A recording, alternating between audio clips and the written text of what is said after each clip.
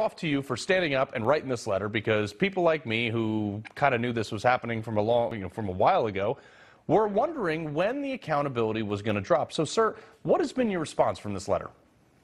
Well, as you know, Carl, we've requested that Dr. Fauci would come testify before the House Oversight Committee because he loves to talk on television and he loves to talk about the science. We've asked him to come before this committee and talk about the science on his decision making in the past, and obviously he's not going to do that. So what we found in our research is, as you know, the emails from early February of 2020, right at the beginning of COVID-19 in the United States, where Dr. Fauci's advisors, and there were 7 scientists who communicated with Dr. Fauci that this is obviously a lab leak, and it looks like this was genetically altered, that this was man-made.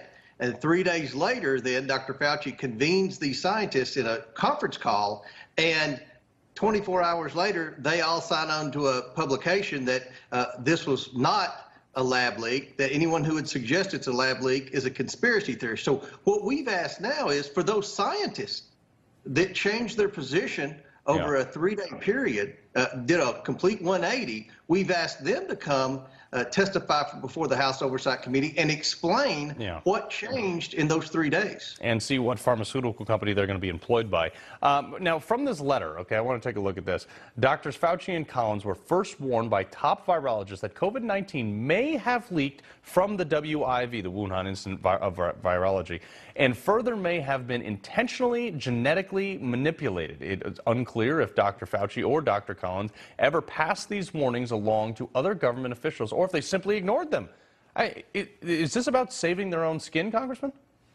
Yes, it looks like it to me. I mean, our research indicates that they never indicated to the top Trump officials that this was even possible, that it could have come from the lab, that it was genetically altered. From day one, the communication that we have seen between Dr. Fauci and President Trump and his top officials were that this was from a bat to a human, that there was no way this could have come from the lab at Wuhan. And they also denied for a year that any public tax dollars were going to fund anything at the Wuhan lab. And now we know that the National Institute of Health did provide at least $600,000 to EcoHealth Alliance, who then in turn gave it to the Wuhan lab for gain-of-function research. So Dr. Collins and Dr. Fauci have been lying about this from day one.